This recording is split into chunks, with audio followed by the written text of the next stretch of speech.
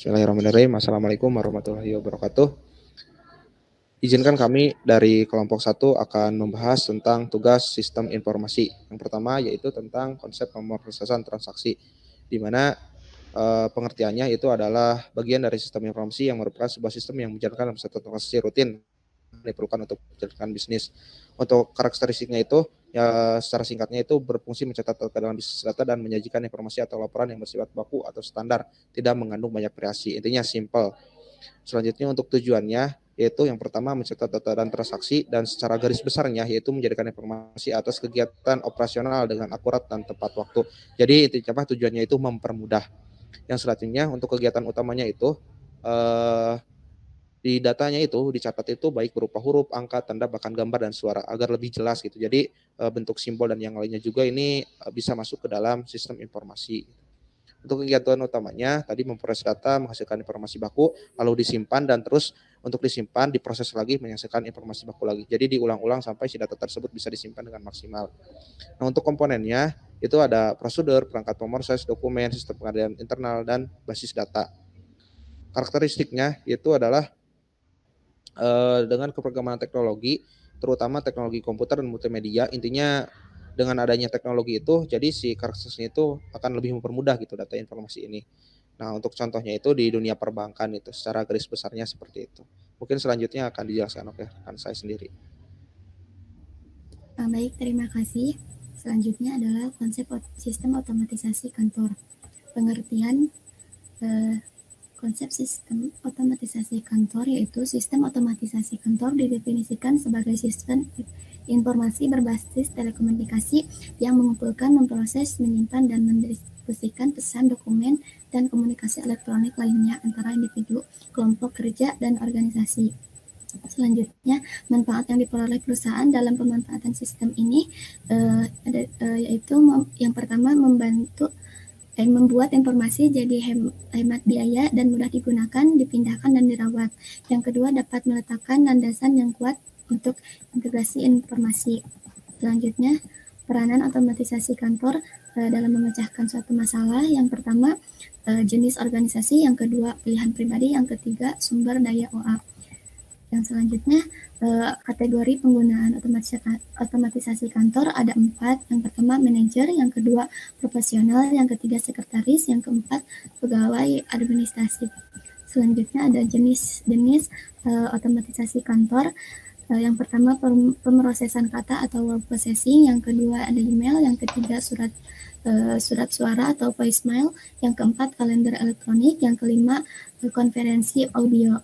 Selanjutnya ada dampak positif. Yang pertama, mendorong untuk belajar keterampilan baru. Yang kedua, pekerjaan-pekerjaan yang menjemukan dapat dialihkan ke mesin-mesin.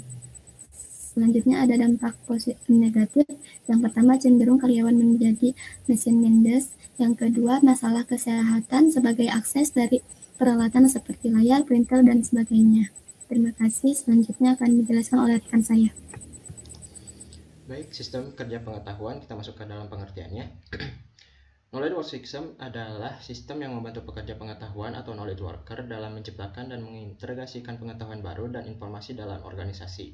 Pekerja pengetahuan adalah seorang profesional yang menggunakan informasi sebagai input utama mereka dan yang utama produk informasi yang distilasi.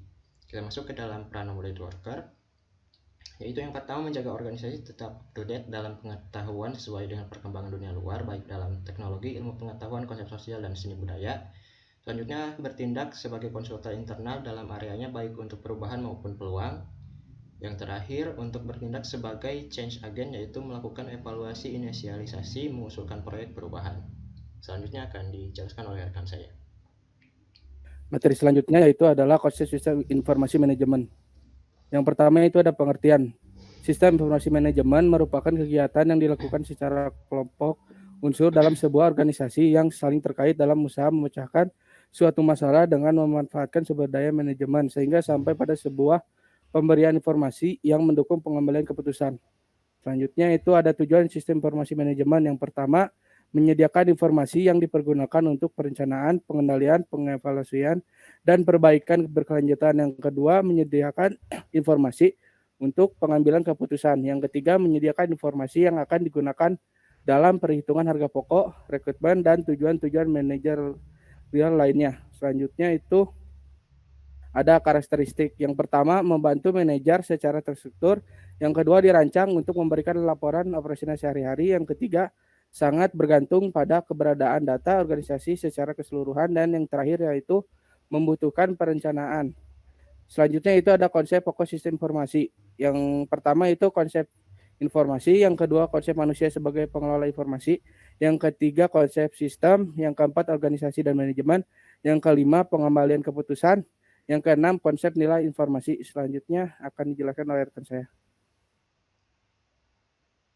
Sistem pendukung keputusan dapat didefinisikan sebagai atau dikatakan sebagai sistem komputer yang membantu dalam mengelola data menjadi suatu informasi yang dapat menyelesaikan permasalahan dan memberikan keputusan yang tepat, dan dapat digunakan juga untuk menyelesaikan masalah yang tidak terstruktur.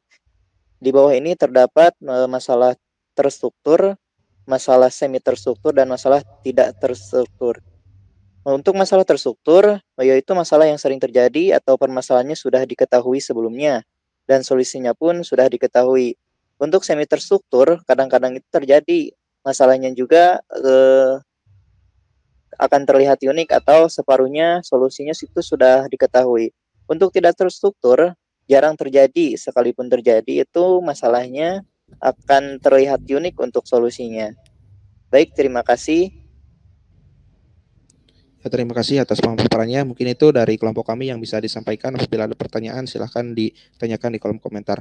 Mohon maaf apabila ada kekurangan kesalahan. Wassalamualaikum warahmatullahi wabarakatuh.